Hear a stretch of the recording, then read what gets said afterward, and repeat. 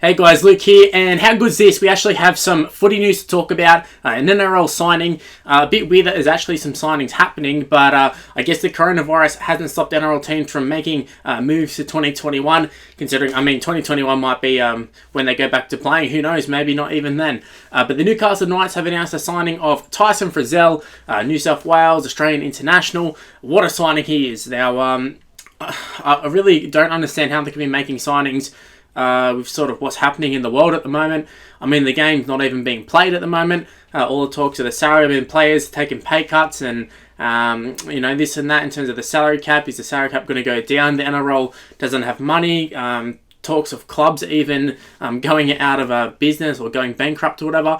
But they've announced the signing of Tyson Frizell. Now, just thinking that it's got to go through. It hasn't been approved by the NRL as far as I can tell, just because of what's happening. But if everything sort of goes back to normal, or relatively normal, Tyson Frizell finds himself at the Knights for 3 years. He's talked about signing for them, not for money, but because he wants to win a premiership, which is something that David Clemmer said when he moved there. I think we all know the real reason.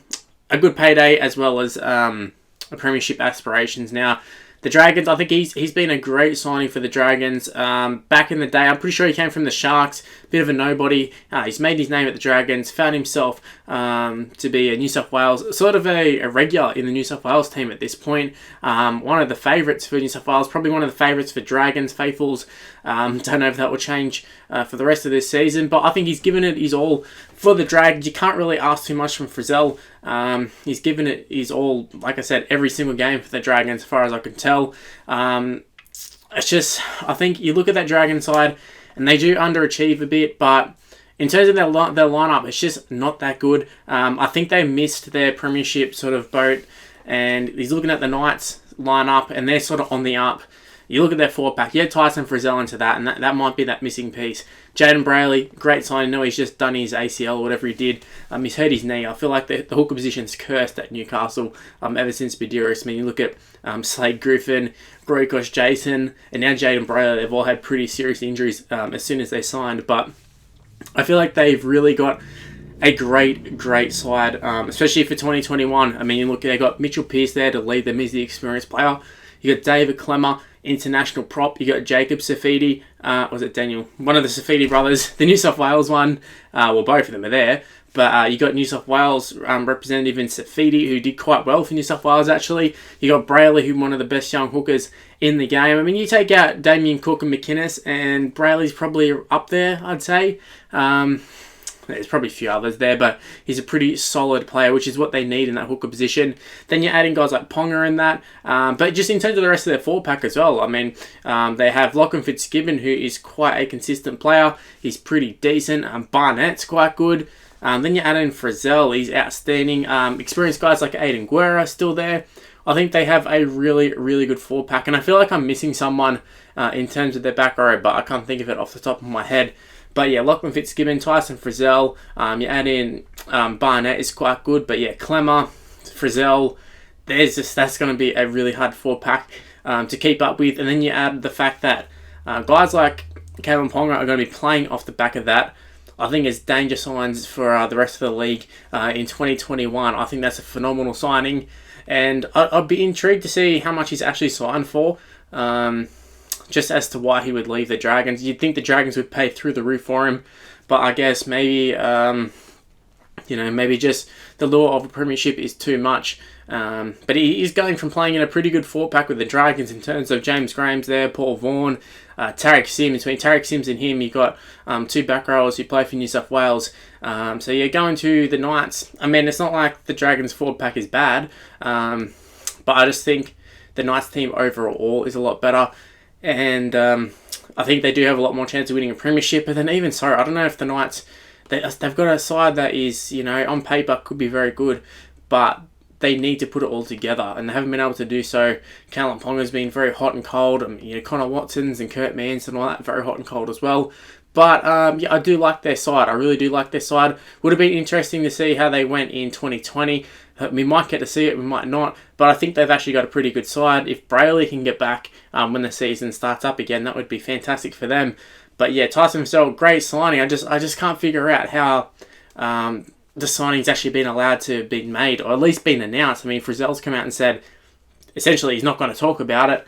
The Knights have all announced that. I mean, it's like it's official. He's officially signed. But yeah, I really, like I said, it dumbfounds me how they've been able to actually pull off this signing with everything that's happening.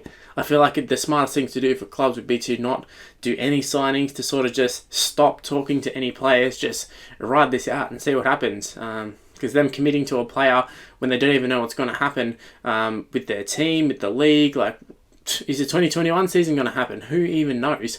You would like to think in an ideal world it does happen, but who really knows? So I think that is a problem for the NRL itself. How do they go about signings for next season, considering they don't really know what's even happening for this season? But yeah, the Dragons, I think that's also a bad move in terms of the Dragons. Just the fact that they've lost probably their best player. I'd say he's their best player, Tyson Frizell. I'd say he's their most high-profile player. In terms of, he's a regular in the Australian team and New South Wales side and has been for years. Fantastic player. A good leader by the looks of things. When he plays, he seems like he leads them around.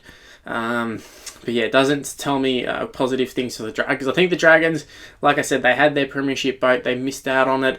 And now they're going to be back in the rebuilding phase. The only problem is they've got guys on huge money. Guys like Ben Hunt and Corey Norman and those sort of guys who are on huge money. And then you add in a whole bunch of youngsters to it as well. So it's like, are they rebuilding or not? Because they kind of are, kind of aren't. They aren't really, I don't feel like they'll ever get a wooden spoon or anything, but I don't see them being in the premiership mix, because I think is exactly why Tyson Frizell has ended up leaving. So yeah, I mean, they talked to James Graham. He said he's not angry at him. I understand. Yeah, like I said, this Dragon side is very hit and miss.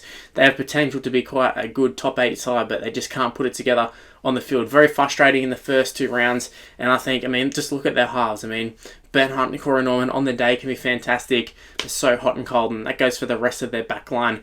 Your Dufty at fullback and stuff can do some really good things, can do some really bad things.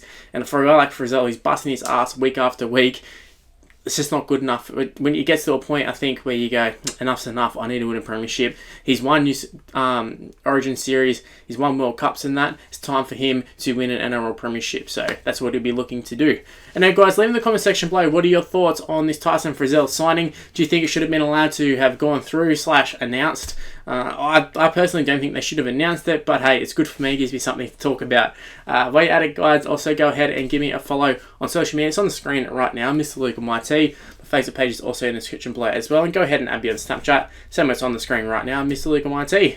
Anyway, guys, everybody should be at home, self-isolating. Just sit back, go through, watch some of your videos. Going to be pumping out a lot of content, rugby league-wise, in the next coming weeks. So, yeah, hopefully you enjoy it. Anyway, guys, that's all I got to say. Thank you for watching. I'll see you next time. Bye, guys.